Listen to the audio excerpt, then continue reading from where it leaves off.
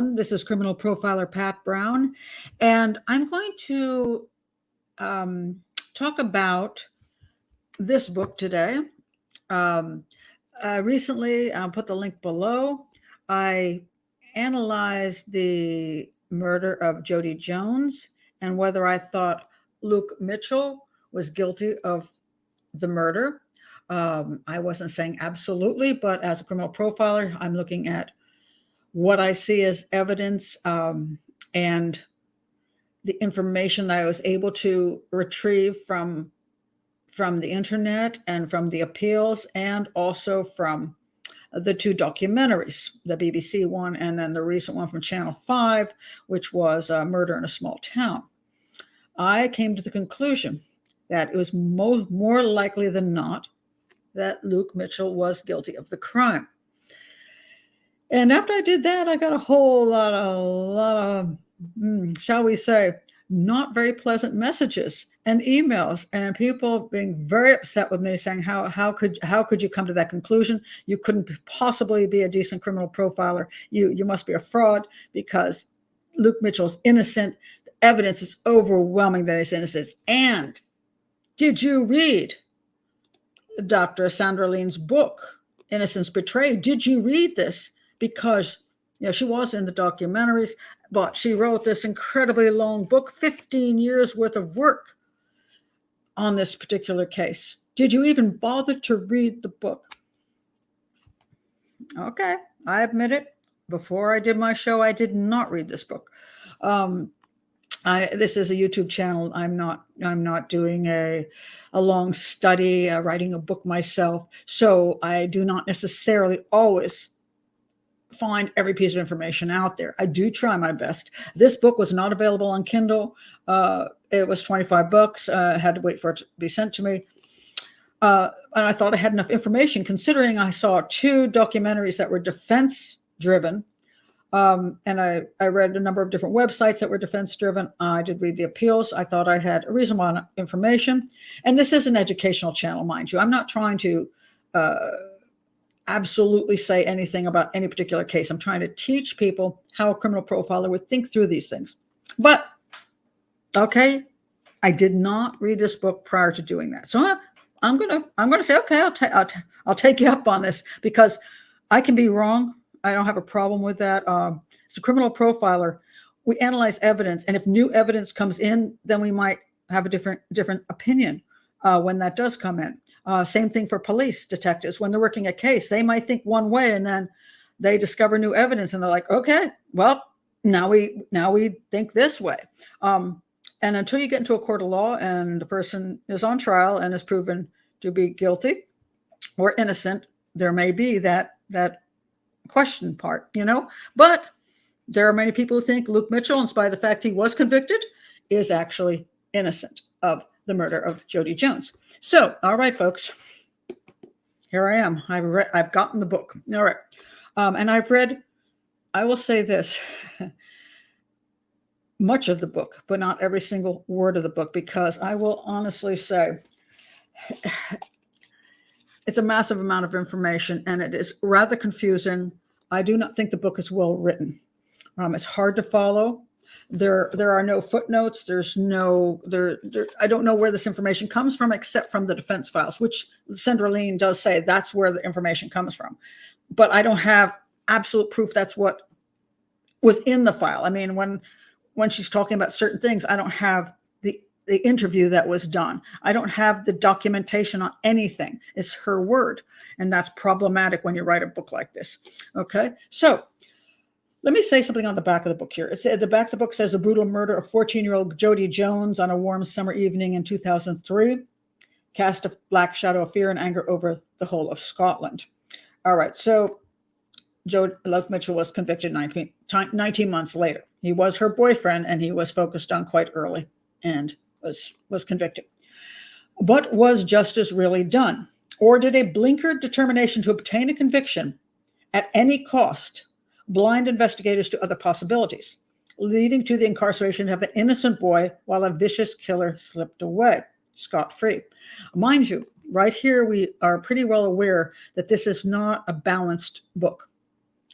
Sandra Lean is working with the defense for the defense, and this is the defense. Okay, so we're not getting like a journalist who doesn't particularly care which way it goes. As a profiler, I don't have anything invested in this case, so whether he's innocent or whether he's guilty, I'm not fighting for anything. I'm just analyzing.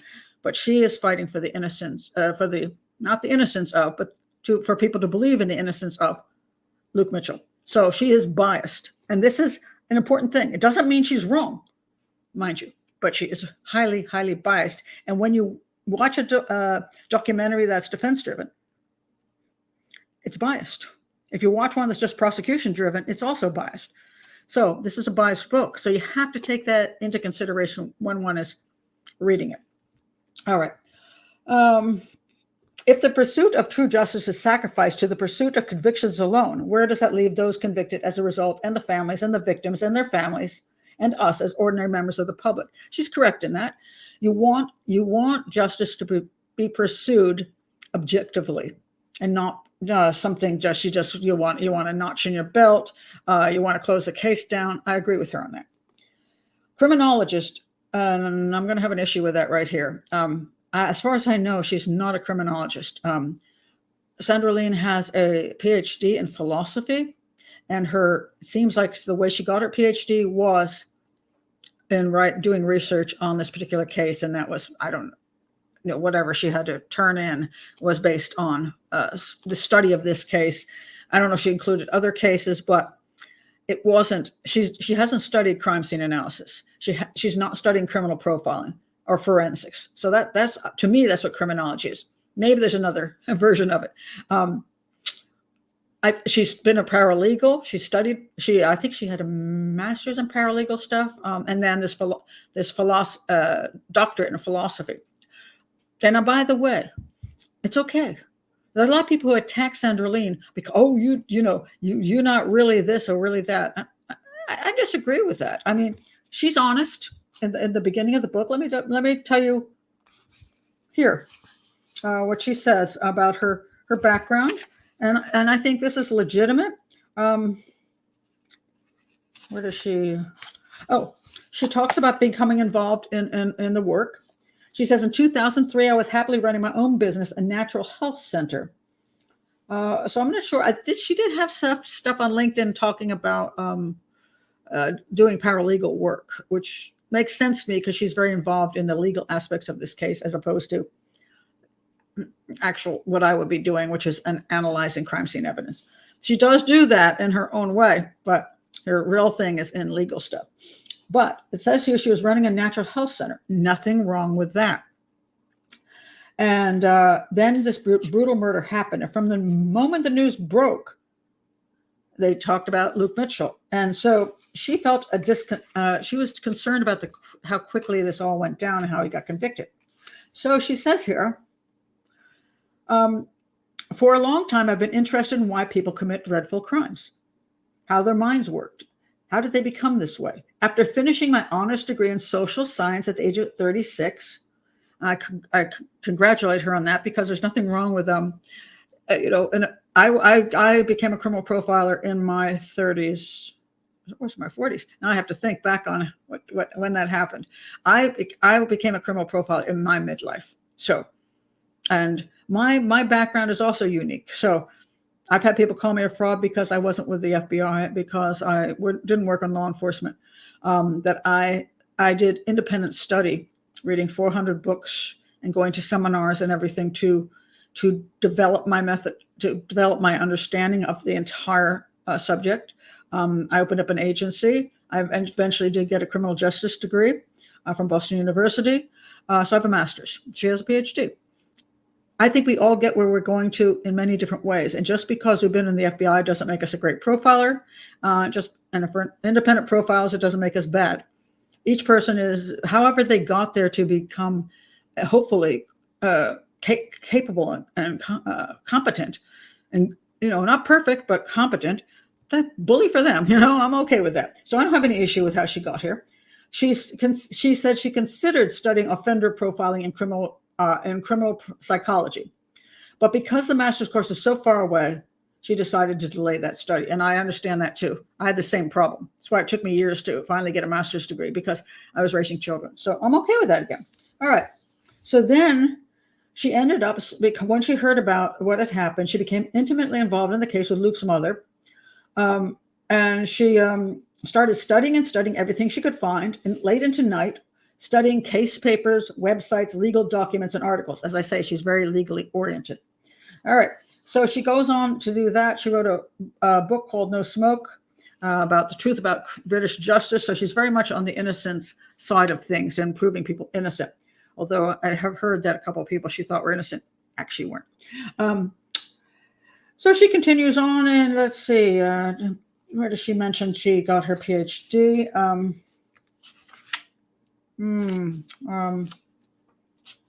Yeah, she goes. She was offered it a year after she'd finished No Smoke. I was offered the opportunity to undertake a PhD at Stirling University, and she did do that for 5 years. She methodically interviewed dozens of families and convictions that she thought were in poor evidence, and that's what she did for her work, to get her PhD. I don't object to it. She comes from a different angle than me, but I think she's honest about her background, and I give her credit on that. Now, to this book. She says at the back, down here, Innocence Betrayed, that's this book, shines a spotlight on aspects of our justice system that many of us have never seen. This is true. She's pointing out all kinds of issues with the justice system. Mind you, a lot of times when people are trying to prove somebody not innocent or not guilty, they're not focusing on the evidence in the case as much as they're focusing on the different aspects of the system and saying all these things of the system are wrong, and that's why this is wrong, which is not quite the way I think it should be. She says shocking omissions, manipulations, and outright lies deliberately utilized to drive the entire investigation in one unrelenting direction, regardless of what else the evidence suggests. This book lists the veil in our beliefs and understanding and a dark, secretive world. Now, it's very emotional. A lot of this is very emotional. And again, I think this should not be, because if you're studying a case, you want to keep the hyperbole out of it, shall we say. All right, now, the last paragraph, and then I'll get to what's in the book. Was Luke Mitchell proven beyond reasonable doubt to have been Jodi's killer? The answer to that was yes. The author invites you to read all the evidence. That is an untruth. This is not all the evidence. This is Sandra Lean's version, her take on different pieces of information that she is including here, that you are to take without question as the evidence. She only had, as she said, the defense files to go on. She didn't access anything but the defense files and the appeals. But she says some things that were in the defense files. I don't know where she got this stuff. She's claiming it's from the defense files, but again, it's also her version of it, and it's her take on it, and it's her way of manipulating it to tell us something.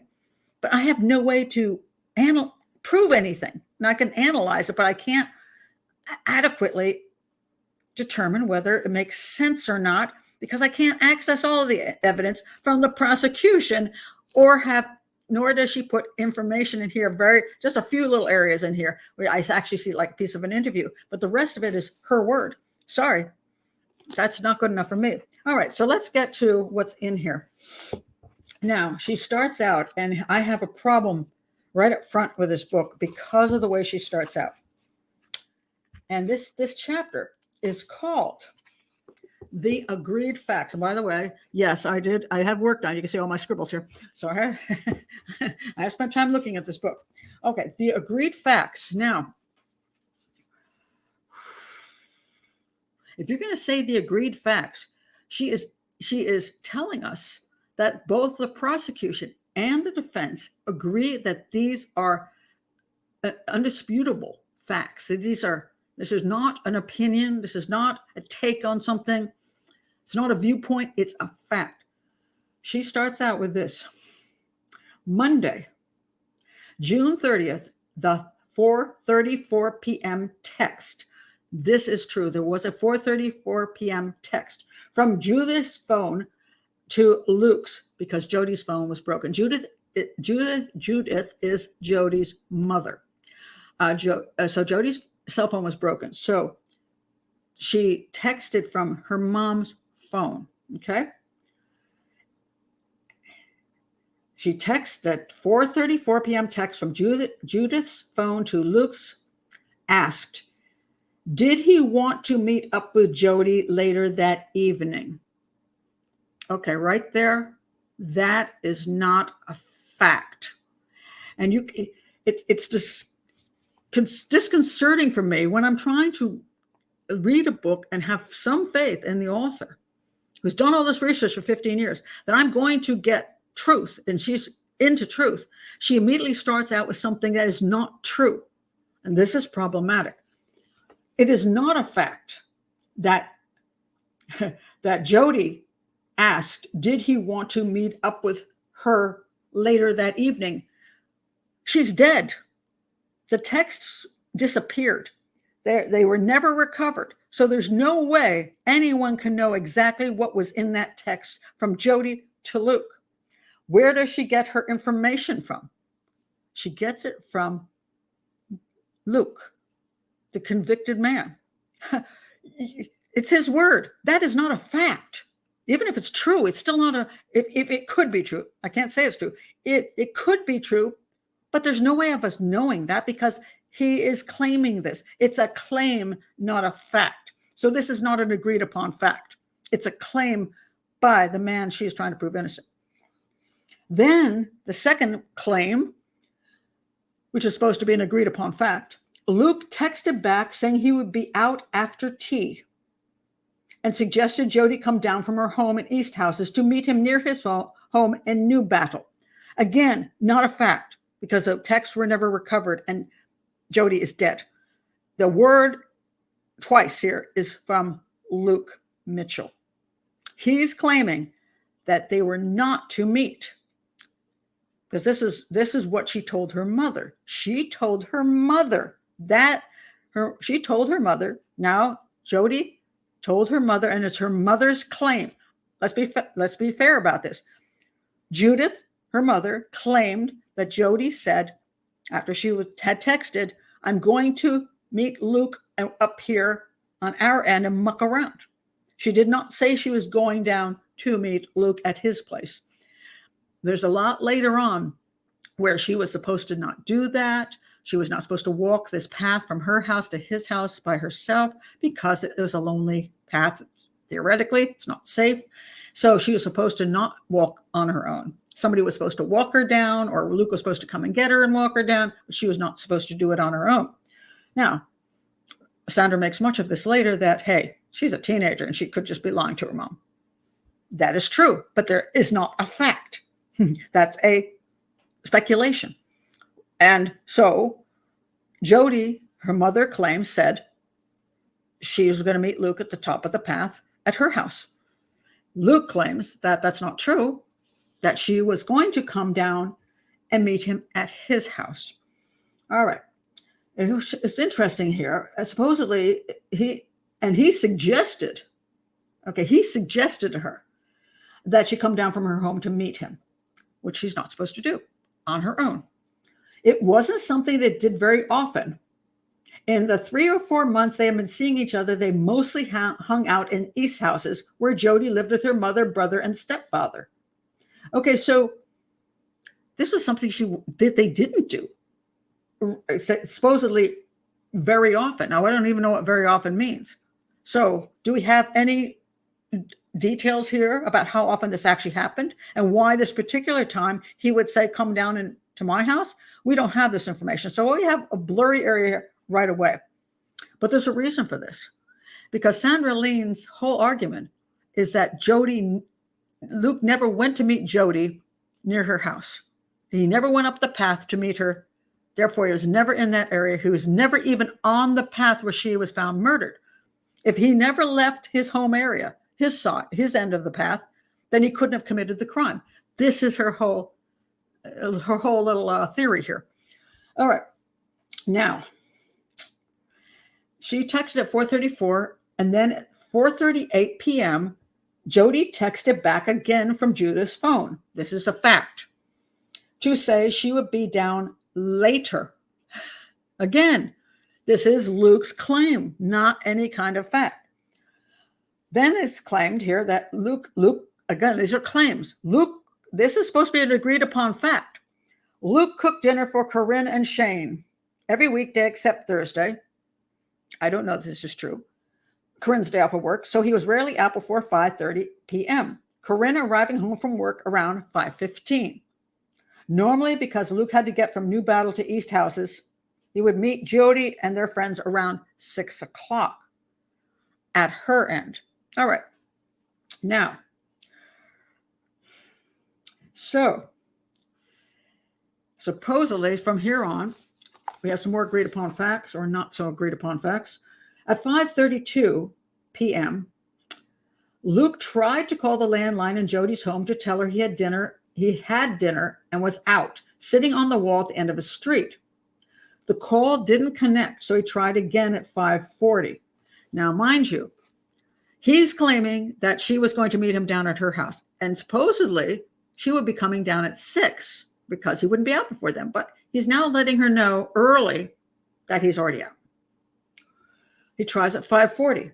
This time, Judith's partner, Alan Ovens, answers, and he tells Luke that Jodi had left.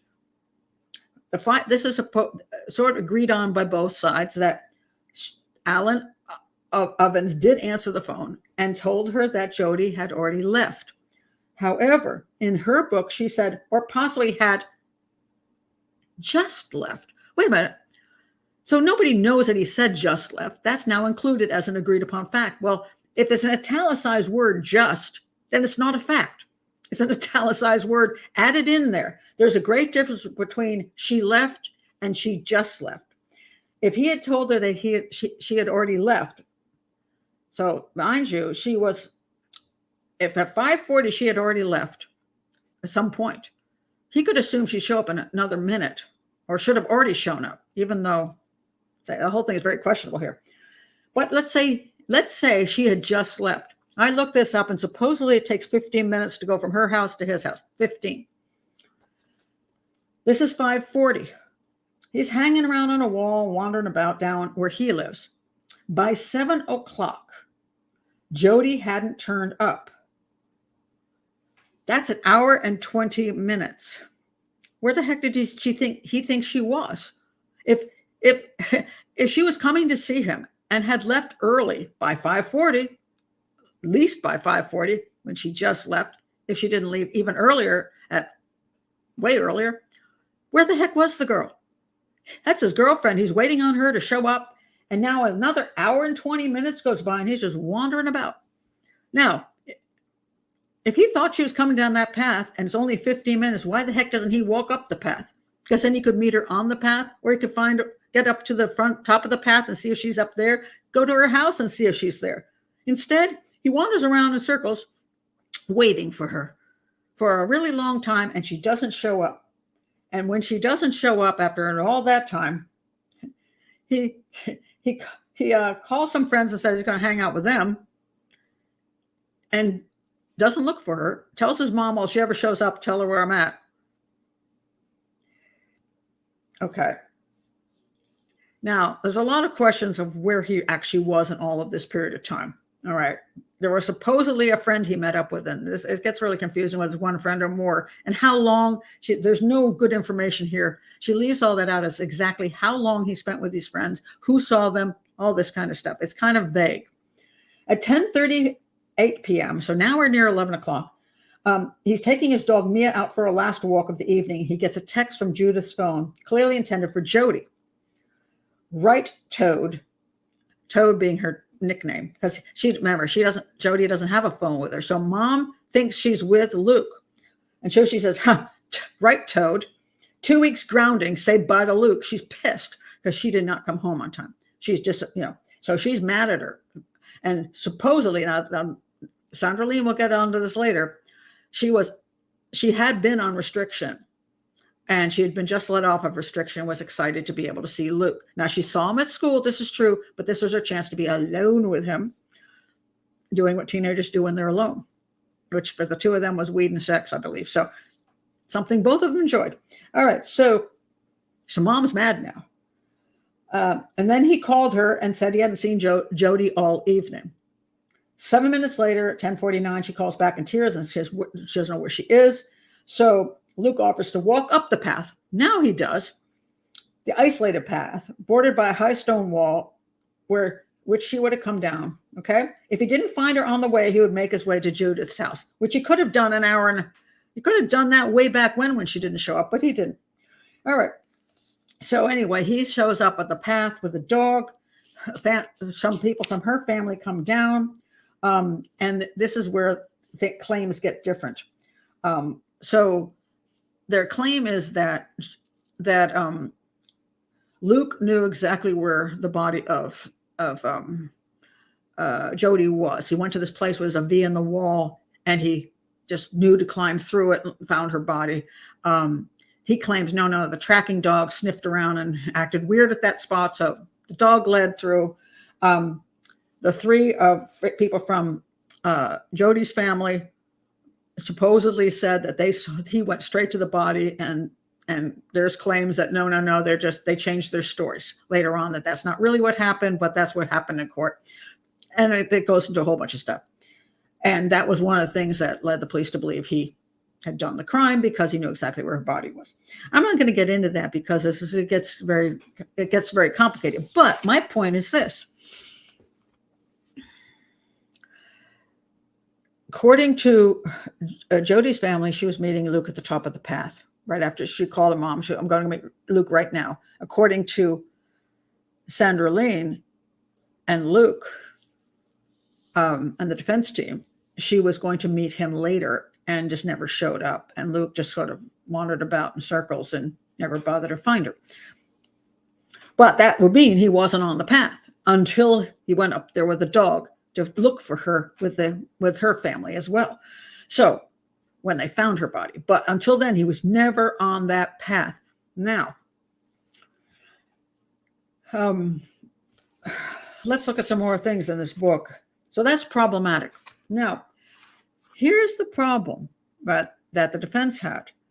The claim by Luke and his family, his brother and his mother, was he was home making potatoes and stuffed tatties, and then the brother apparently, the claim the brother made that he saw Luke and Luke was there fell apart, and eventually he confessed he didn't see him in a court of law. And then he and the mother supposedly were suspected of making a false alibi for Luke. Okay, so Sandra Lean has to keep Luke at home. This has to be her purpose. Luke has to be in that house making dinner in order not to be at the top of the path with Jodi, and for them not to walk down the path to that little area where the V is, because if they go to that area, that's a place where they like crawl through and hang out and have sex and stuff like that, if they're not hanging out with other people. All right. So now we get to the next problem.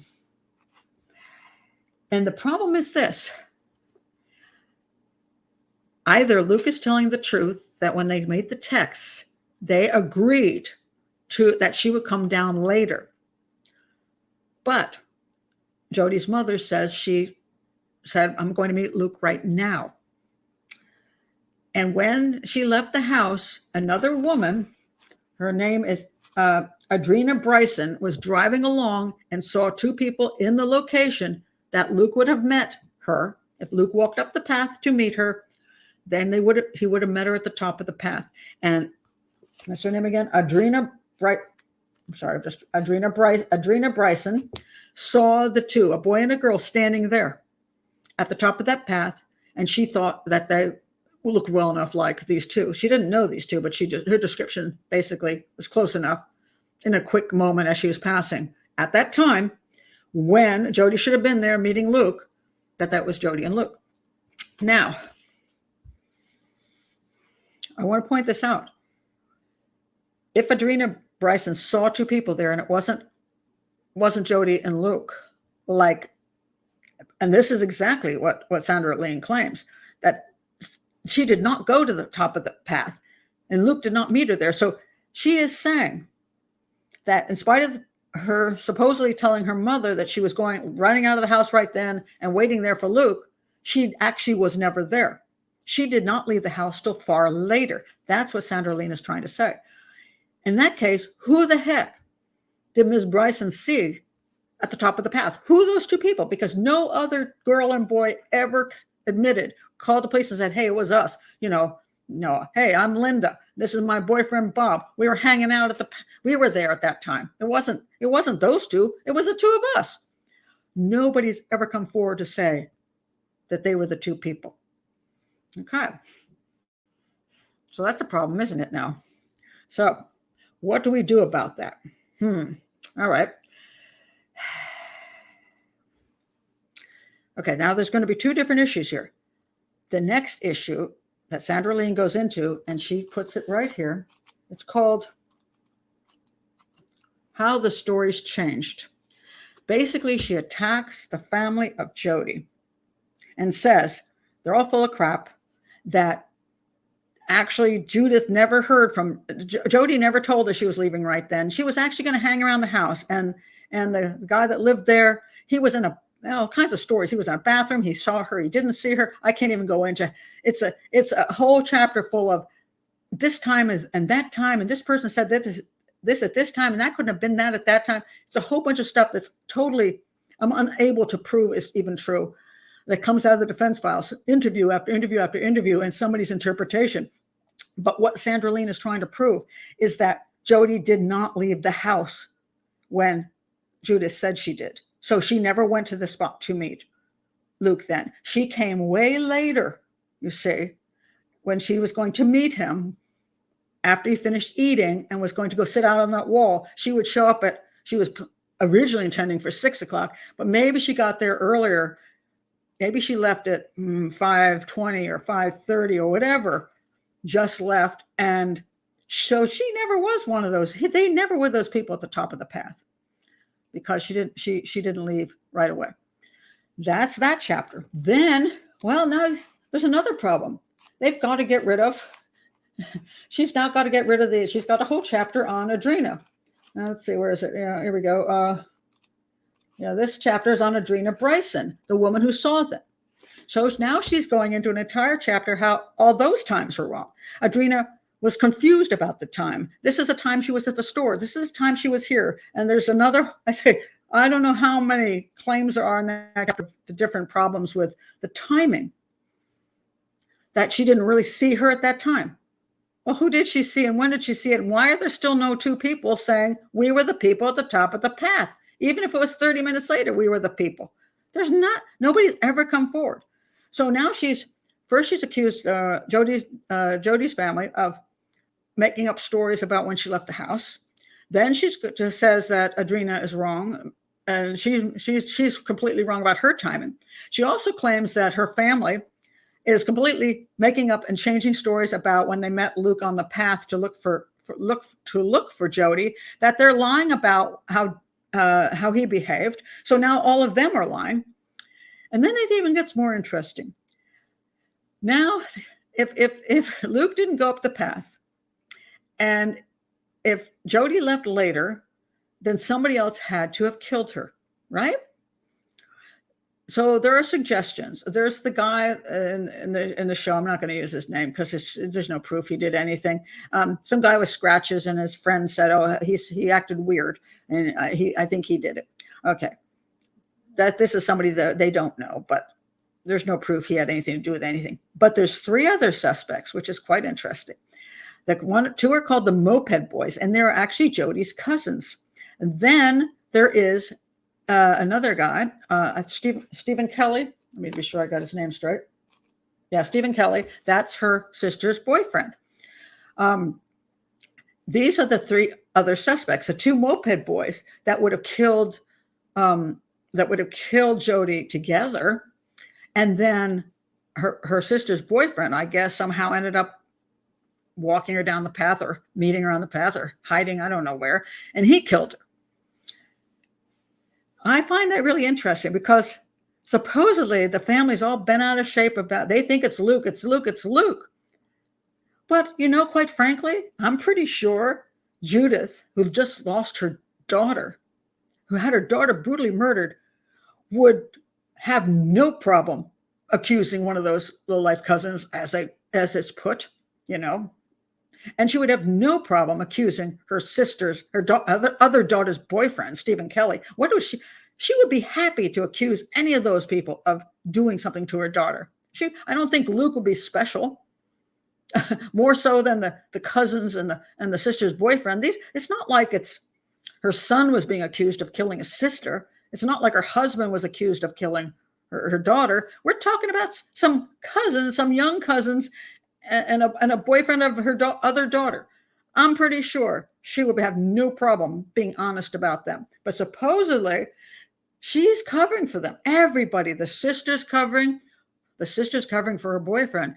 I mean, I'm pretty sure if her sister thought her boyfriend killed Jodi, she wouldn't be protecting him. I'm pretty sure all these other people in the family wouldn't be protecting the cousins and the boyfriend. I mean, the sister's boyfriend. I'm sure they're not all going to get together. By the time Sandra Lean finishes with her pointing fingers in all these directions, pretty much everybody in that family is a liar. All right, let's go to the alibi issue of Luke being at home.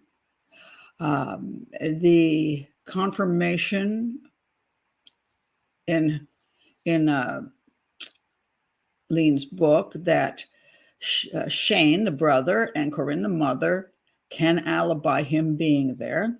And let's talk about the speaking clock as another part of why Dr. Lean says he was at home. And after that, I will then get to the evidence issues and the police interrogation issues and so forth. So let's go to the alibi. She writes on page 88 of her book, the demolition of Luke's brother Shane's evidence at trial is discussed in chapter 17, and other concrete evidence such as phone calls recorded in phone logs demonstrating that someone was in the Mitchell house when Shane and Corinne were proven to be elsewhere was ignored. I find that statement a little confusing, but let me point out the demolition of Luke's brother Shane's evidence at trial. That comes up later in the book, as she states. And what happened in this particular instance is that Shane's story changed. He said he was at home and then he saw Luke, and then he said he was on the computer looking at porn. And the claim is that he wouldn't have done that if Luke had been in the house. But by the time he got to court, he said he couldn't say that that Luke was there in the house. He could not verify that. The reason Corinne got involved with this, and as far as supposedly she was coaching Shane to say that he was at home, was because at some point Shane claimed that maybe he had the wrong day that he remembered, and his mother reminded him, no, these are these burnt pies that were eaten. And he goes, oh yeah, okay. So then that was supposed to solidify that he had remembered the wrong day, but on the day that this happened, indeed, Luke was in the house. Now, this is all part of the trial. Dr. Lean puts little pieces here and there, which I can't verify what else came with it, because again, we're only getting the one-sided defense part, and it's very confusing. If you weren't in the courtroom to actually hear exactly what was being said, you won't know. But let's put it this way, as she pointed out, Shane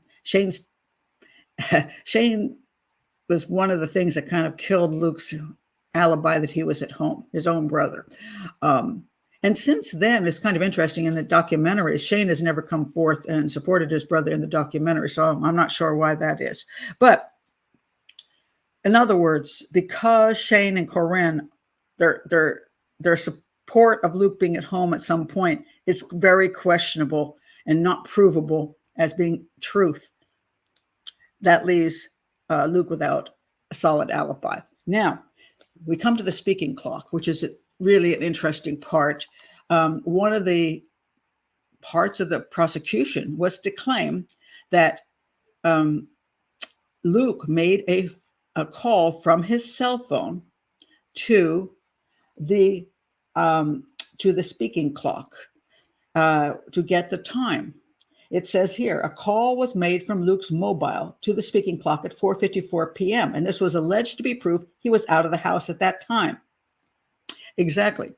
Because the concept was, why would he be calling the speaking clock if he were at home and there's a clock on the wall? I mean, what would be the point? It's hard to say why there'd be a point. Now, people ask, why didn't he just look at the phone, at his own cell phone and see the time on it? And I have a really hard time finding out the information on this, but supposedly something was broken on the phone and the time thing didn't work. That's what I hear. But if he's home, yeah, there's clocks on the wall or where else that he could use. Now, could he call the speaking clock from his phone if he wasn't looking directly at a clock? He could do that. This is true. However, here again, we have what Sandra Lean leaves out. And when someone is giving somebody a defense and they leave out something critical, that makes me suspicious. All right. Just like when she says the agreed upon facts, and then she presents Luke's story about what Jodi said to him and what time Jodi said she was going to meet him as agreed upon facts when they were not. It was just Luke's claims. That is deceptive right there. It's deception. And it's intended to sway the people reading the book to her argument. And here we have another example of that. And these are, to me, critical things because the timing of Jodi coming to meet Luke and where she was going to meet Luke are incredibly important. And yet we have this deceptive methodology to make you believe certain things are true that are not necessarily so. Here is another one of them. She says, Dr. Lean, a call made from Luke's mobile to the speaking clock at 4:54 p.m. was alleged to be proof that he was out of the house at that time. Yet other evidence demonstrated that Luke regularly called the speaking clock when he was at home at around the same times. What evidence? I'd like to know what evidence. She says there's evidence, but what evidence are you talking about? Who does this evidence come from? Because I'm going to say, how often, first of all, when he's at home alone, what do we call on the speaking clock? For what purpose? He's just lying around in bed going, wonder what time it is. I don't have a clock in my room. If you're going to say this, you better have exacts on this. You better say, who is saying this? And was this stuff that was said prior to the trial or prior to the incident, shall we say? And now the family is coming up with, oh, he does that all the time. And that, again, is claims from the family, not evidence. But what she leaves out, which is what really bugs me, is that when the police asked him about why he called the speaking clock, Luke did not have an answer. That is extremely important because I asked Luke himself during his interviews, why did you call the speaking clock? And he's like, had nothing. Now, why didn't he say, well, I was cooking potatoes and I wanted to see if whether it was time for my mom to get home or whether I wonder how soon it would be before I'd see Jodi. So I was cooking potatoes and the clock wasn't, I don't know, the clock didn't work in the kitchen or whatever. I went to the bathroom, decided to check the time when I was in the bathroom. He didn't say anything about calling the speaking clock from his cell phone while he was in the house. He had nothing to offer. That is a huge point. Now, you can argue why he didn't say anything, but Sandra Lean did not put it there in her book when she was saying this about the speaking clock. She left it out. Why? because that is some pretty good evidence supporting that he was actually out of the house when he made the phone call. Just maybe checking to see whether he would arrive on time, or maybe he got to the point and Jodi was, 1 minute away and he was like, where is she? And he checked the time, which is very likely. So that's a big problem I have.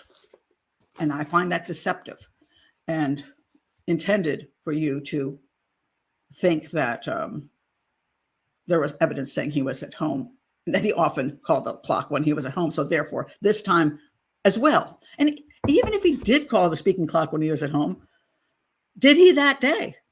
And why didn't he say that? So, yeah, I have problems with that. Now, so the alibi for Luke is not strong. And the speaking clock was one more thing that said he was not at home. First of all, that Jodi told her mother that she was going to meet Luke quite right away at the top end, at the east end, and he would have been, if he left the house, he would have been there in 15 minutes. The speaking clock issue, that he would have called to see if he was arriving on time, or why she wasn't there yet, whatever. But that doesn't put him in the house. All right, so his alibi is crap. Doesn't have a good alibi, and it was shredded in court. So now I want to point out something. There's going to be two other things that are big in her book, which is evidence and police methodology of interrogation. There was no physical evidence linking him to the crime. This is absolutely correct. And the claim is by the prosecution that he got rid of the jacket he was wearing and he got rid of the knife. And of course, Dr. Lean goes into great lengths during a couple of chapters to state that all kinds of things about the jacket, which is just everything about witnesses misidentifying him to he didn't. I can't even go into so much. She's got so many stories about this jacket and how it's nonsense that he would have gotten rid of it. Also, the fact that it might have been burnt up, out in the yard. She's got explanations for the fire that was supposedly used, possibly, to burn up the jacket. The missing knife, that it was never, he never got rid of the knife. That's just nonsense about that. And there's all kinds of things about the jacket and the knife, which I think the police could not prove that he got rid of the jacket and the knife. They just had interesting points that supported that he did. On the other hand, Sandra Lean can't prove that he didn't. All right. As far as the police interrogation goes, was it well done? She puts a few things in the book that make it sound like the police are pretty unfair in their interrogation method. Maybe even, as they're interrogating a juvenile in Luke, was that properly conducted? Then she attacks the interrogation of Shane, not being properly conducted, but he was not a juvenile, and all the other stuff there. I can't verify that, so I can say that she could be right about that. That you could say it was an unsafe conviction because of police methodology, but not necessarily that it was proven that he was innocent, or there wasn't enough to prove he was guilty. I don't think that's the issue. That you could argue the other stuff, sure. Now, I want to point out one thing before I close this down about Corinne. It is entirely possible that she believed, and even possibly believes to this day, that her son, Luke, is innocent when he is not. Why would this be? Now, okay, I can set you up a scenario. I'm not saying this happened at all, but I'm going to set up a scenario which could be possible, just to consider. Suppose that Luke did indeed kill Jodi, all right, as he has been found guilty of. However, when he goes home, he needs to get the help of his mother and his brother to provide him with an alibi and to help him with possibly getting rid of the jacket or whatever evidence he's got to deal with. It is entirely possible he could have told his mother this: Mom, I went to meet Jodi, and I got up to at the end of the path, she wasn't there. So I came back to where we often meet, which is or we get together on the other side of that wall. And I went over there just to see if she was hanging out there. And I found her body. I found her body on the ground, and I ran over and I grabbed her and hugged her. And I was like, and I thought I could do CPR. And she was clearly dead, and she was stabbed so many times. It was horrible, Mom. And I got blood all over me. And the police are going to think I did it. The police are going to think I did it, Ma. You got to help me. And Mama says, oh my God, that's a believable story. If I were a mom, I might believe that story. So she goes, of course I'll help you. And she makes sure that we're going to agree on the alibi, that you were home at that time so that you couldn't have been on the path. And I'll help you get rid of the jacket. I'll do what I can. Because I think you're right. They're going to railroad you because you were her boyfriend, and because you went up to meet her. And, hey, look, think about it. They've already claimed that they're railroading Luke Mitchell because he supposedly found the body so quickly when he went out to look with the family, with Jodi's family, to see if they could find Jodi. He went right to the location. Now, of course, later it's claimed that the dog went there and he just followed. But you see, they're already saying that the police have jumped to that conclusion because he found the body, that he is guilty of having killed her. Now, so can you imagine a mother thinking that same thing? Well, he went over to meet her, jumped over the wall to see if she was around there, and found her body and raced over like a teen might to hug his girlfriend or to see what had happened. And he got blood on himself. And now the police are going to accuse him of killing her. Why wouldn't they, right? So could he have told that story to Corinne? Could she have thought she had to protect her son, who she believed was innocent? It's possible. And it's possible that's why she did what she did. And even to this day, it's possible she believes he's innocent. And she's held out all this time because she thinks her son did not lie to her, that her son found Jodi already dead. It's possible. And maybe the brother was pulled into it because he didn't think his brother could do that at that point in time. Who knows what his brother thinks now?